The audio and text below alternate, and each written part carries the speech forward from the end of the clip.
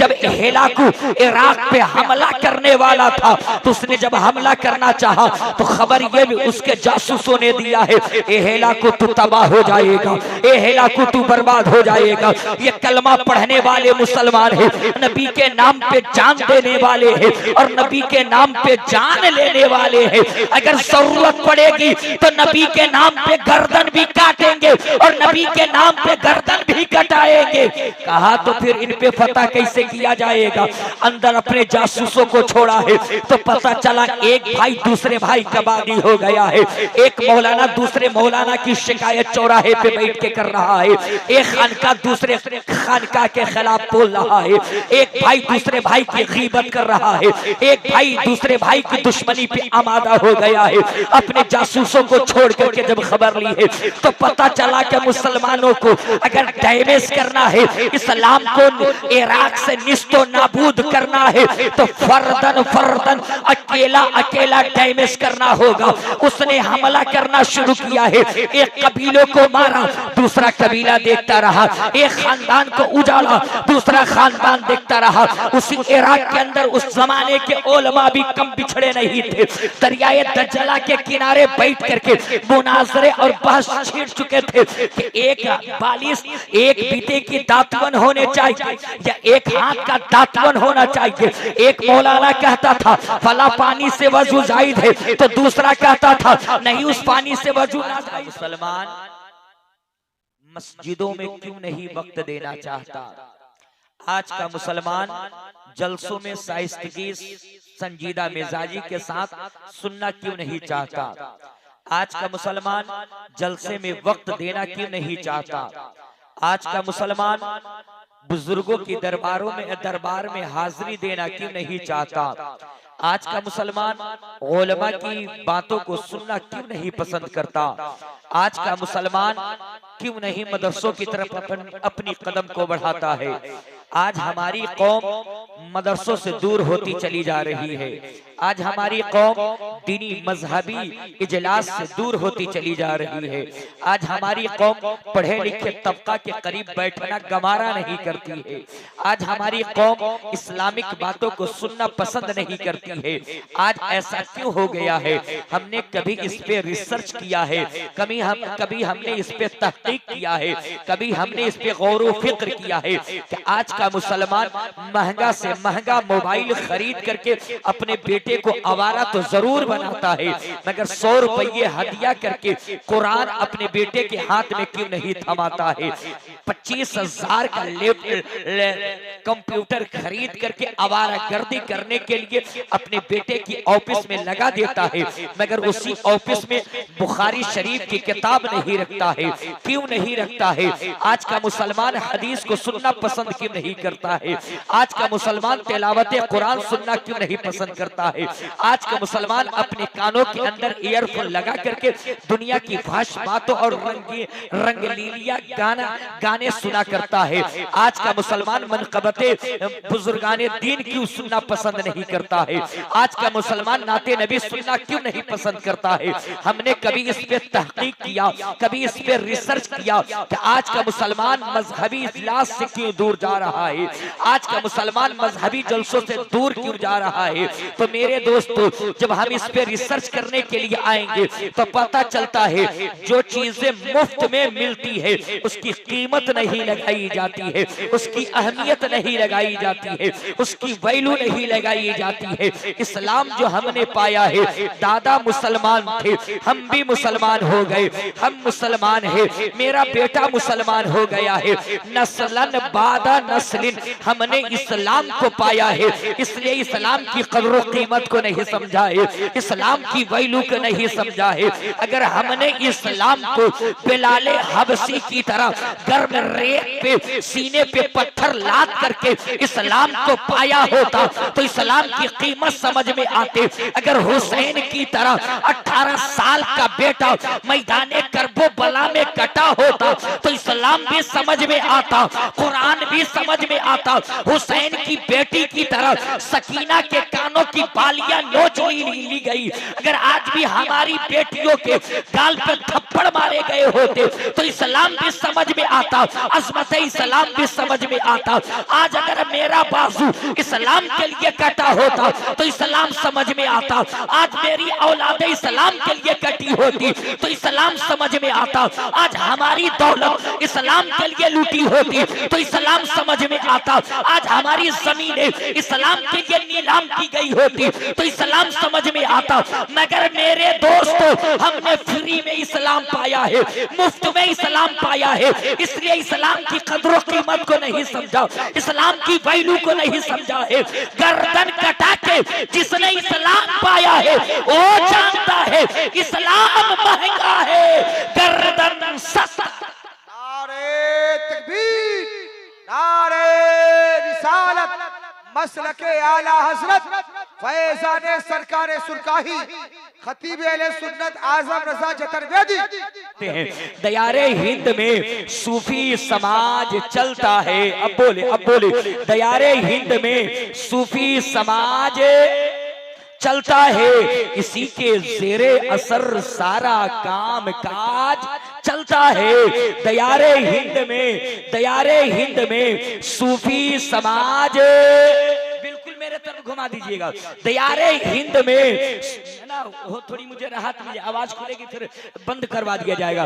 दयारे हिंद में सूफी समाज चलता है, इसी के ज़ेरे असर सारा काम काज चलता है। और जनाब आपकी हुकूमतें तो अभी की हैं, यहाँ तो सदियों से ख्वाजा का राज चलता है। कर लीजिए इसकी थोड़ी सी आवाज कम कीजिए। यहाँ सदियों से ख्वाजा का जोर से बोले, ख्वाजा का राज चलता है। दयारे हिंद में सूफी समाज चलता है, इसी के ज़ेरे असर सारा काम काज चलता है। और जनाब आपकी हुकूमतें, सीटी ना दे कलाम भैया, सीटी ना दे।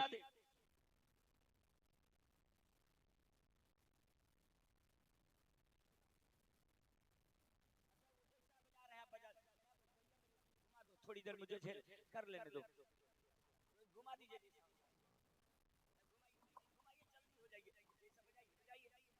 हाँ चलिए, अब आइए, अब आप भी अपने भाई भी चलिए बुलंद आवाज से जरा सा बोले सुभान अल्लाह। दयारे हिंद में सूफी समाज चलता है, इसी के ज़ेरे असर सारा काम काज चलता है। और जनाब आपकी हुकूमतें तो अभी की हैं, यहाँ तो सदियों से ख्वाजा का, जोर से बोले, ख्वाजा का राज चलता है। तेरी जमीन तेरा आसमान है ख्वाजा, जोर से बोले जरा सा, तेरी जमीन तेरा आसमान है ख्वाजा, इसीलिए तो मेरा भारत महान है ख्वाजा। तेरी जमीन तेरा आसमान है ख्वाजा, रहने भैया रहने दीजिए। तेरी जमीन तेरा आसमान है ख्वाजा, इसीलिए मेरा भारत महान है ख्वाजा, इसीलिए मेरा भारत महान है ख्वाजा। बस एक बूंद के मानिंद है अना सागर, बस एक बूंद के मानिंद है अना सागर, तुम्हारे काशे में सारा हिंदुस्तान है ख्वाजा, तुम्हारे काशे में सारा हिंदुस्तान है ख्वाजा। मेरे दोस्तों, आज का मुसलमान जलसों से दूर क्यों है? मैंने बताया कि आज का मुसलमान इस्लाम के लिए उसकी दौलत नहीं लूटी, इस्लाम के लिए उसका अपना घर नहीं उजड़ा है, इस्लाम के लिए उसकी औलादें नहीं कटी। अगर औलाद कटे होते तो इस्लाम भी समझ में आता, अजमत इस्लाम भी समझ में आता। दौलत लूटी होती तो आज उसे इस्लाम भी समझ में आता और अज़मत इस्लाम भी समझ में आता।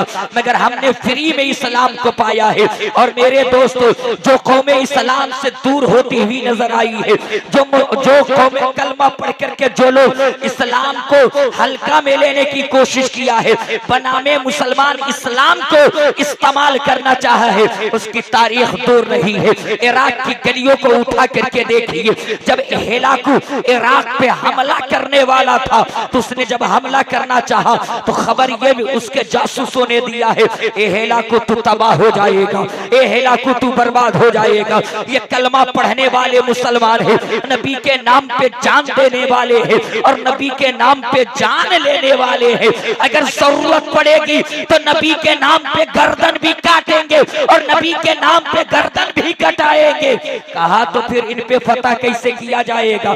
अंदर अपने जासूसों को छोड़ा है तो पता चला एक भाई दूसरे भाई का बागी हो गया है। एक मौलाना दूसरे मौलाना की शिकायत चौराहे पे बैठ के कर रहा है, एक खानका दूसरे खानका के खिलाफ बोल रहा है, एक भाई दूसरे भाई की गीबत कर रहा है, एक भाई दूसरे भाई की दुश्मनी पे आमादा हो गया है। अपने जासूसों को छोड़ करके जब खबर ली है तो पता चला कि मुसलमानों को अगर डैमेज करना है, इस्लाम को इराक से निस्तो नाबूद करना है तो फर्दन फर्दन अकेला अकेला डैमेज करना होगा। उसने हमला करना शुरू किया है, एक कबीलों को मारा, दूसरा कबीला देखता रहा, एक खानदान को उजाड़ा, दूसरा खानदान देखता रहा। उसी इराक के अंदर उस जमाने के उलमा भी कम बिछड़े नहीं थे, दरियाए दज्जला के किनारे बैठ करके मुनाजरे और बहस छेड़ चुके थे कि एक बालिश एक बीते की दातवन होने चाहिए या एक हाथ का दातवन होना चाहिए। एक मौलाना कहता था फला पानी से वजू जायज है तो दूसरा कहता था नहीं उस पानी से वजू नाजायज है, दुरुस्त नहीं है। आपस में इतने लड़ भिड़ गए थे कि इमाम मुख्तदी के खिलाफ हो गया था, मुख्तदी इमाम के खिलाफ हो गया था, पीर के खिलाफ मुरीद बोल रहा था, मुरीद पीर के खिलाफ बोल रहा था। आपस में इतने लड़ भिड़ गए थे, हेलाकू ने फर्दन फर्दन काटना शुरू कर दिया है, तबाह करना शुरू कर दिया है। तारीख के अंदर आता है कि दरियाए दज्जला का पानी लाले लाल हो गया था, सुर्ख हो गया था। इराक के हर चौराहे पे मुसलमानों की लाशें पाई जा रही थी। तो मेरे दोस्तों पलट करके कहने दिया जाए, जब हेलाकू ने इराक पे हमला किया था तो उस जमाने के कायद को चाहिए था, उस जमाने के मुसलमान लीडर को चाहिए था, उस जमाने के मुसलमान रहनुमा को चाहिए था, उस जमाने को पीर को चाहिए था, उस जमाने के आलिमों को चाहिए था मुत्तहिद होकर के हेलाकू का हमले का दिफा किया जाए, हेलाकू के हमले को रोका जाए। हेलाकू को कैसे रोका जाएगा इसके तदबीर निकाले जाने चाहिए थे, मगर दातवन पे बहस हो रहे हैं, पानी पे बहस हो रहे हैं, खानकाहों पे बहस हो रहे हैं, आपसी लड़ाइयां खाना जंगी में फिर करके रह गए। हेलाकू इराक को बर्बाद कर दिया। आज भी एक हेलाकू अपने चोला को बदल करके आया है, चेहरे पे निकाब डाल करके आया है। आज आपके ईमान को लूटना चाहता है, आज आपकी संतान को लूटना चाहता है, आपके खतियान को लूटना चाहता है। तो आज के हेलाकू से आप मुकाबला नहीं कर सकते हैं, न तीरों से न तलवारों से, हाँ एक चीज से मुकाबला कर सकते हैं। वो चीज क्या है कि अपने बेटों के हाथ में 5 रुपये का कलम थमाइए और अपने बेटे को शिक्षित बनाइए, अपने बेटे को डॉक्टर साहब को शिक्षित बनाइए। इसीलिए मैं कहता हूं मेरे दोस्तों, आधी रोटी खाइए मगर अपने लाल को जोर से बोले ना, देखिए देखिए देखिए जाइएगा करियक्का कुत्ता काट लेगा उधर, हाँ काट लेगा तो लम्हर इंजेक्शन देने पड़ जाएंगे, इसलिए आप मत जाइए, है ना। अपने बेटे को पढ़ाइए, आधी रोटी खाइए मगर अपने लाल को जोर से बोलिए, ओ चाचा जान अस्सलाम वालेकुम। हम समझ रहे हैं काम की बात सबको अच्छी नहीं लगती, हाँ ये आधी रोटी खाइए मगर अपने लाल को पढ़ाइए। मिट्टी भी काटनी पड़े तो काटिए, सर पे लाद करके ढोइए, मगर अपने बेटे के हाथ में 5 रुपये का कलम थमाइए। मजदूरी करनी पड़े तो कीजिए मगर अपने लाल को पढ़ाइए। और आप जी ये रोना रो रहे हैं ना कि मेरा बेटा पढ़ लेगा तो क्या वो नौकरी वाला हो जाएगा, मेरा बेटा पढ़ लेगा तो सर्विस मिल जाएगी। नहीं, अपने बेटे को सर्विस के लिए मत पढ़ाइए, अपने बेटे को नौकरी के लिए मुलाजमत के लिए मत पढ़ाइए, अपने बेटे को समाज की तरक्की के लिए पढ़ाइए, घर की उन्नति के लिए पढ़ाइए, हिंदुस्तान की विकास के लिए पढ़ाइए। नारे रिसालत मेरे दोस्तों, तो अपने बेटे को पढ़ाइए, आधी रोटी खाइए मगर अपने लाल को पढ़ाइए। आज ये रोना है, बेटा पढ़ लेगा तो क्या वो विधायक हो जाएगा, क्या वो मंत्री हो जाएगा, क्या वो पीएम हो जाएगा, क्या वो नीतीश कुमार हो जाएगा। आपका बेटा पढ़ेगा तो नीतीश कुमार तो नहीं हो सकता है, विधायक तो नहीं हो सकता है, प्रधानमंत्री तो नहीं हो सकता है, मगर जब आपका बेटा पढ़ेगा तो मेरे दोस्तों ब्लॉग का वीडियो तो जरूर बन सकता है। जब आपका बेटा पढ़ेगा तो जिले का डीएम जरूर बन सकता है। जब आपका बेटा पढ़ेगा तो स्कूल का मास्टर होगा, तो स्कूल में भी दीने मुस्तफा पढ़ाता। नारे तकबीर, नारे रिसालत। और आज आज आज स्कूलों की हालत देख लीजिए। किताबें आपकी हैं, कहानियां गौतम बुद्ध की है, किताबें आपकी हैं, जीवनी गुरु नानक की है, किताबें आपकी है, दूसरे धर्मों के रहनुमाओं की कहानियां, सीरत, हयात, जिंदगी के बारे में बताए जा रहे हैं। आपकी किताब में दूसरे की लिटरेचर, दूसरे की कहानियां है, सिर्फ बनामे उर्दू रह गया है, मगर उसके अंदर आपके असलाफ की तारीख नहीं है, आपके नबी की सीरत नहीं जल्दी पाई जाएगी, आप अज़मत मुस्तफ़ा के बारे में नहीं पाए जाएंगे। जब आपका बेटा स्कूल में होगा तो किताबों को बंद करा करके अज़मत मुस्तफ़ा पढ़ाता नजर आएगा, और ये पढ़ाएगा वो मज़हब इस्लाम है। भूखों को खाना खिलाने का नाम मज़हब इस्लाम है, प्यासों को पानी पिलाने का नाम मज़हब इस्लाम है, दुखियों का दुख दूर करने का नाम मज़हब इस्लाम है, और 40 साल की बेवा औरत को सुहागन बनाकर समाज में जीने का अधिकार देने का नाम यही मज़हब इस्लाम। वाह सुभान अल्लाह, जिंदाबाद। जब